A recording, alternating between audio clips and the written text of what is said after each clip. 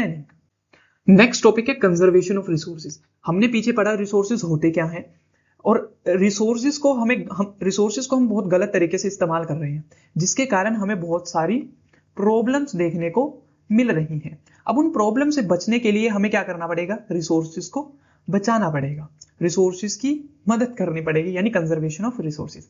Resources को हम गलत तरीके से इरेशनली यानी बिना सोचे समझे इस्तेमाल कर रहे हैं। अगर हमें जरूरत है एक चीज की तो हम वहां पर तीन चीजें ले रहे हैं, ठीक है। ओवर यूटिलाइजेशन, हद से ज्यादा यूज कर रहे हैं रिसोर्सेज का, जिसके कारण हमें बहुत ज्यादा सोशल इकोनॉमिक और इन्वायरमेंटल प्रॉब्लम्स देखने को मिलती हैं।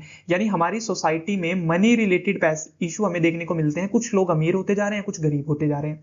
ऐसी कुछ इन्वायरमेंटल प्रॉब्लम्स हमें यहाँ पर देखने को मिलती है। सो इसीलिए रिसोर्सेज का कंजर्वेशन बहुत ज्यादा जरूरी हो गया है, यानी कंजर्वेशन हैज बिकम नेसेसरी, जरूरी हो गया है। इसीलिए गांधी कंजर्वेशन के फेवर में कहते हैं there is enough for everybody's need, यानी हमारे पास इतने रिसोर्स हैं कि हम हर एक की जरूरत को पूरा कर सकते हैं, बट किसी एक के भी लालच को पूरे करने की रिसोर्सेज के अंदर कैपेसिटी नहीं है।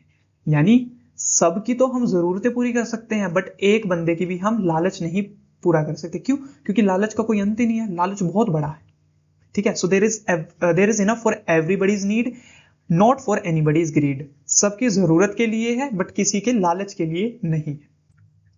अब रिसोर्सेज को कंजर्वेट किस तरीके से किया जा सकता है, रिसोर्सेज को बचा हम किस तरीके से सकते हैं, उसके लिए हमें करनी पड़ेगी सस्टेनेबल डेवलपमेंट। सस्टेनेबल डेवलपमेंट का मतलब क्या होता है? Development in the present should not compromise with the needs of the future generation without damaging the environment.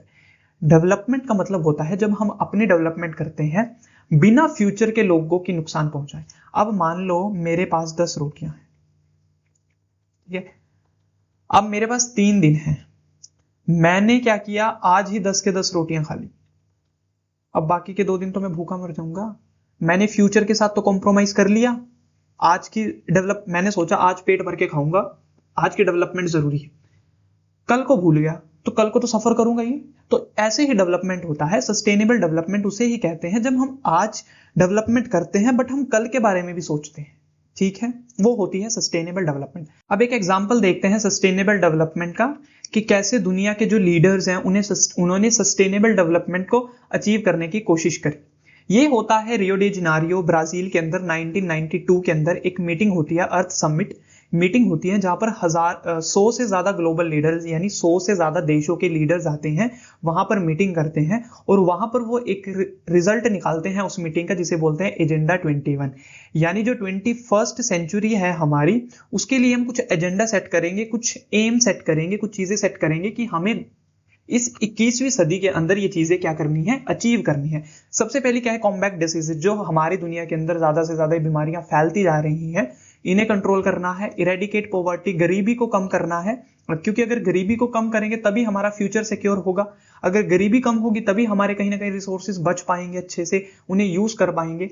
Combat environmental damage, जो हमारे इन्वायरमेंट को बार बार डैमेज हो रहा है, हम डैमेज पहुंचा रहे हैं, उस डैमेज से हम बच पाएंगे। Cooperate on mutual interest and common interest, यानी common needs and common interest. हमें एक दूसरे के साथ मेल जोल बनाकर चलना होगा उन चीजों के ऊपर जिसकी हम दोनों को जरूरत है। अब मेरे को और मेरे क्लासमेट को हम ट्यूशन जाते हैं, हमारा ये मेरा घर है, ये उसका घर है।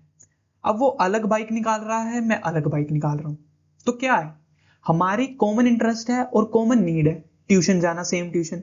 अब अगर वो भी अलग मोटरसाइकिल निकालेगा और मैं भी अलग मोटरसाइकिल निकालूंगा तो फ्यूल क्या होगा?